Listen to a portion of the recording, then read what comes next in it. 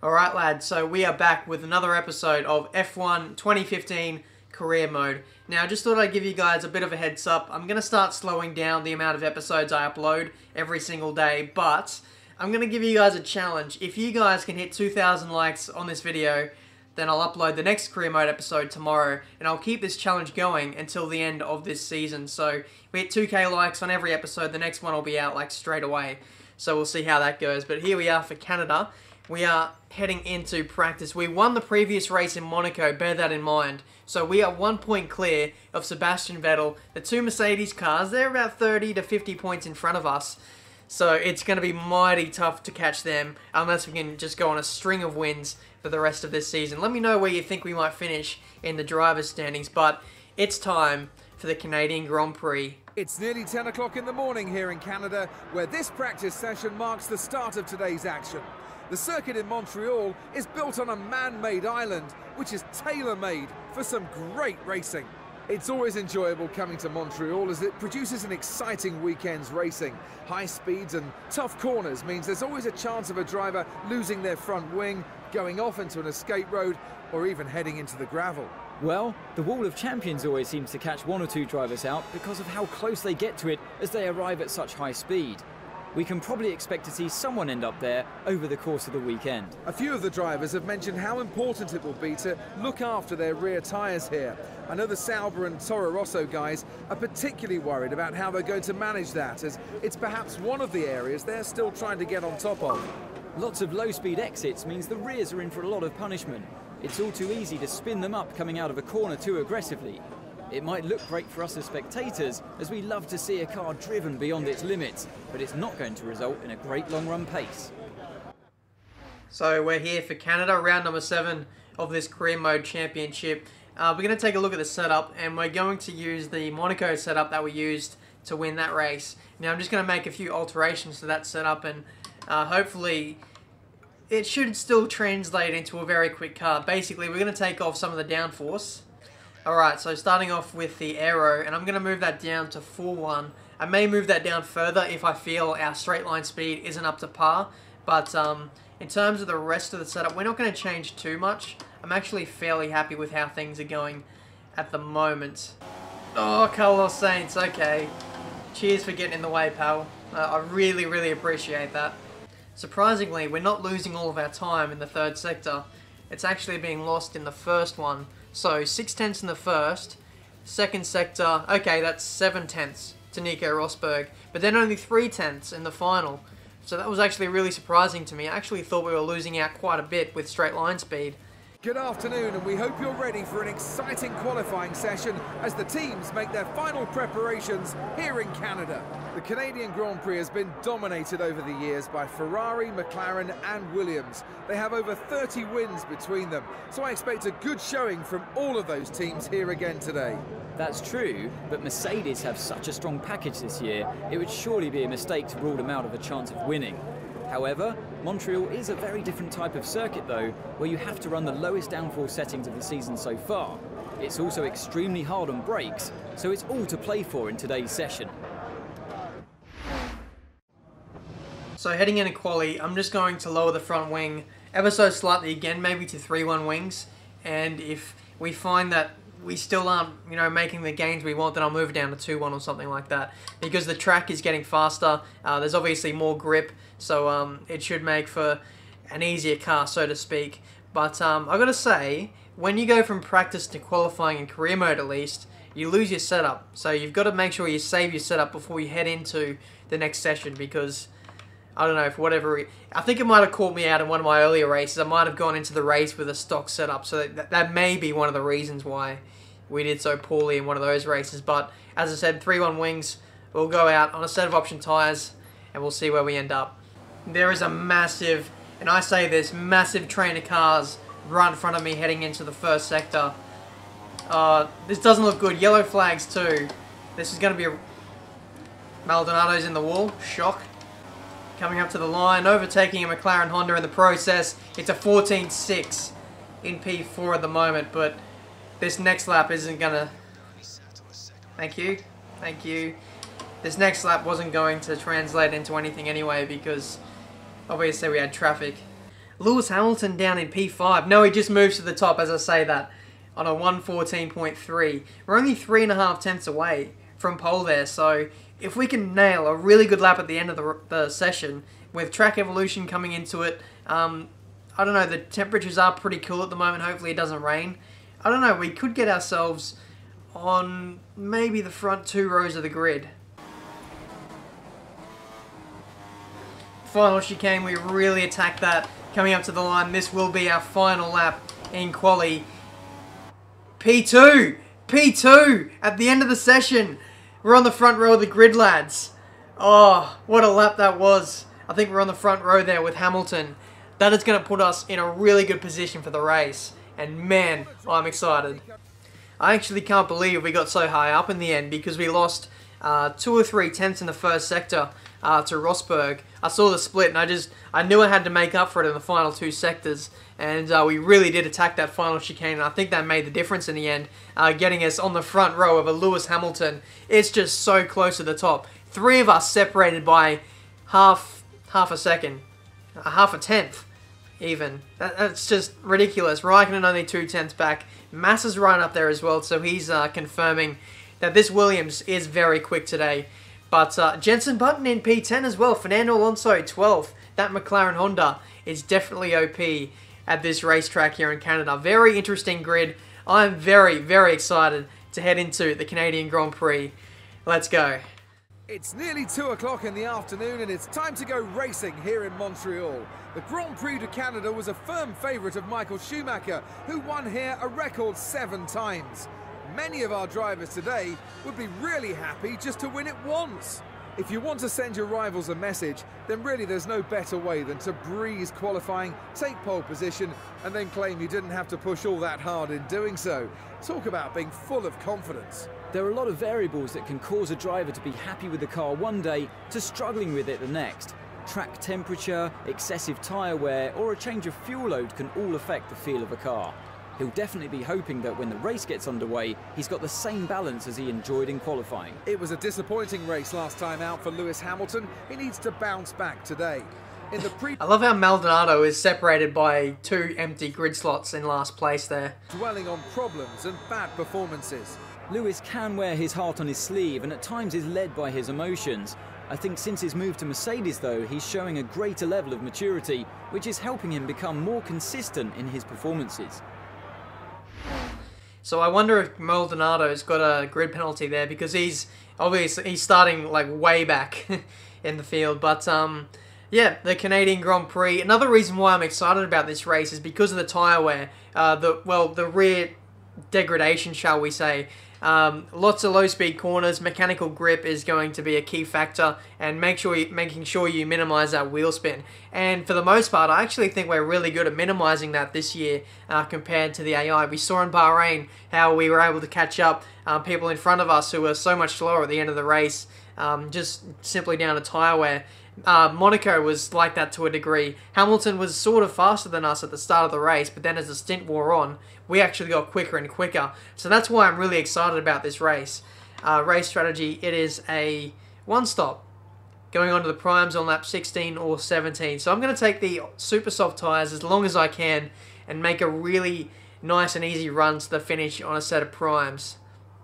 So that's going to be the strategy, and hopefully I think we could at least get on the podium here, if not win this race, simply down to tyre wear. So hopefully it doesn't look like the rain is going to interfere in this one, so we shouldn't need to worry about that too much.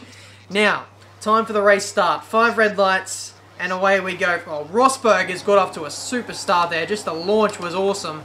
But us, though, we're settling into 3rd place, squeezing out Hamilton there. I went in a little bit too deep to the first corner. So the Mercedes lead from myself. Raikkonen up the inside into this corner. We've taken him back. Okay, so that's exactly what we wanted. Now, we've got to stay with the Mercedes as much as we can. They're going to be quick from the offset, but if we can stay close enough to them, once the tyre wear kicks in, I think we might be able to sail past them.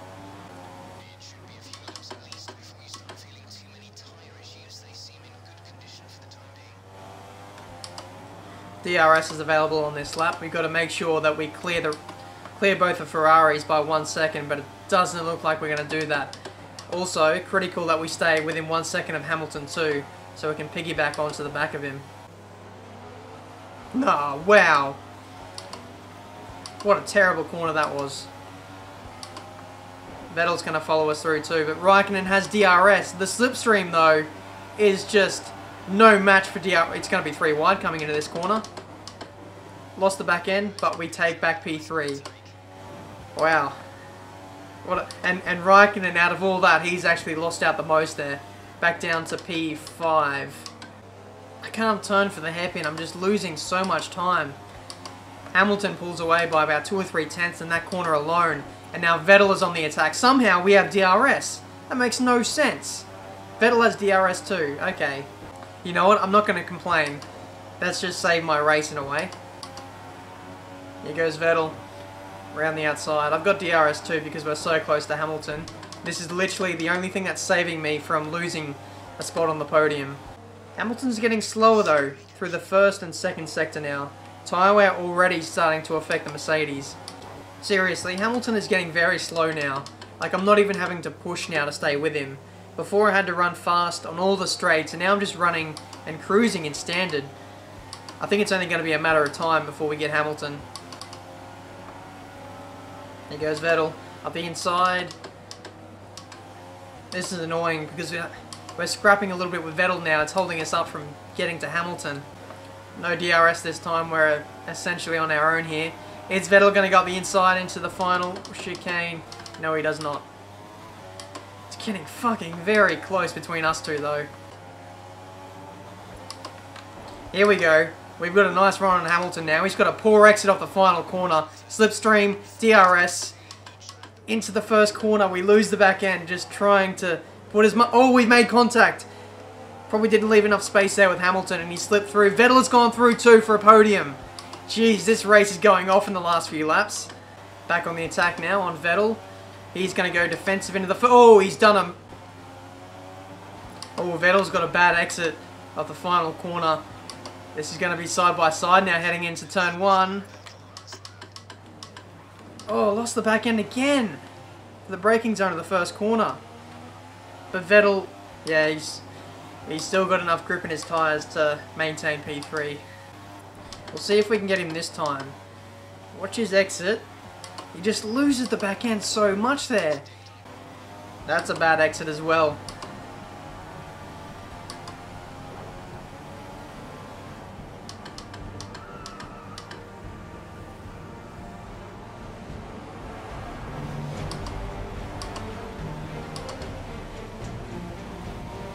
Yeah, that's it. Lose the back end. Your tyres are gone now, mate.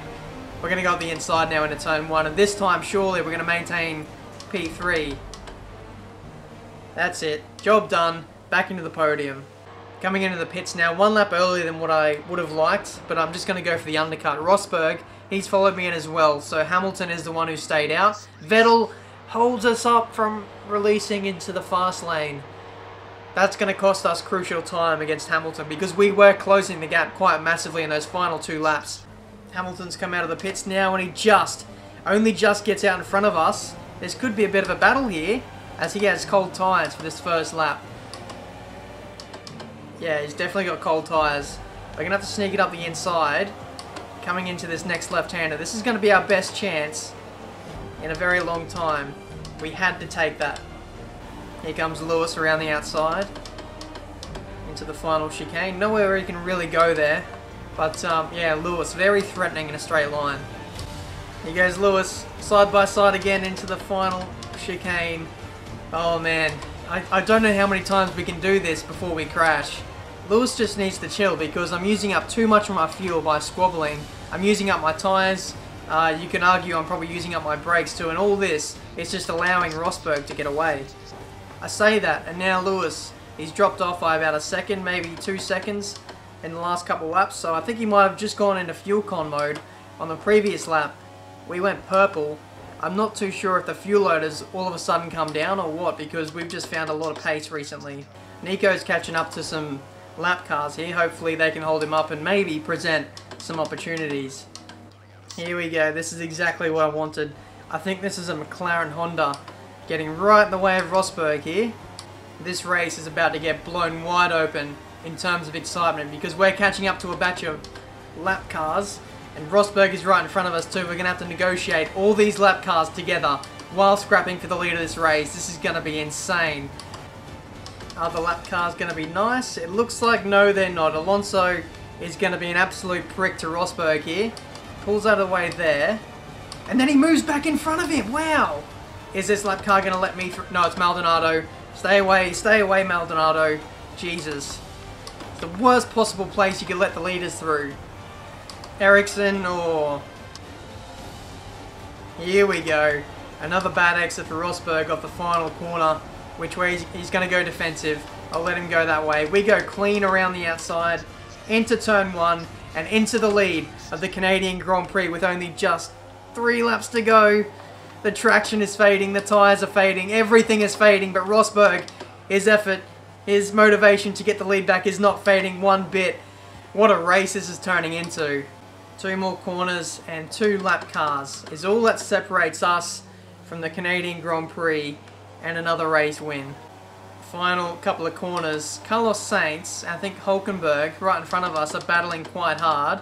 I'm going to have to ease off here because they're going so... Sainz, you almost wrecked my race there. Final corner though. This race has essentially come out of nowhere. F1 2010 style. We've got our second race win of the season here on F1 2015.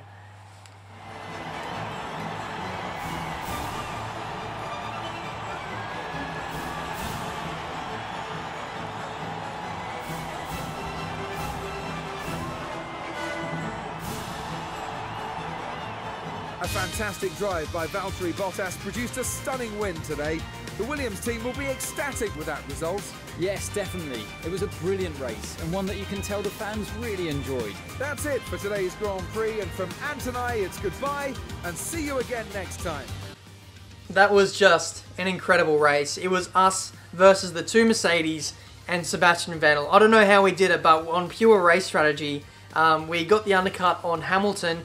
We jumped him in the first pit stop, and then it was just us trying to chase down Nico Rosberg to the end of the race. Albeit, we did get helped a little bit by the lap cars, but even if the lap cars didn't get involved, I think we might have caught Rosberg possibly on the penultimate or final lap and passed him for the lead there, because he had a big drop off in pace towards the end of that race. Felipe Massa dropping down from, I think he started P5, he's dropped to P7 in this race. Only 10 cars also finishing on the lead lap.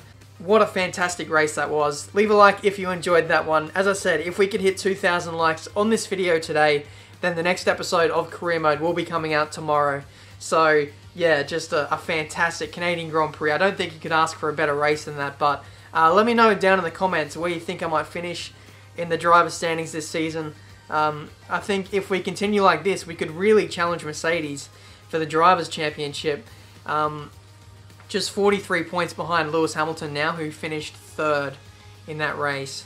So, another fantastic episode of Career Mode. If you're new to my channel, make sure you subscribe to see all these episodes of F1 2015 Career Mode. I'll leave a link down below to the playlist so you can have a look at all the episodes in case you've missed any. Fantastic Canadian Grand Prix. As I said, leave a like if you enjoyed this one.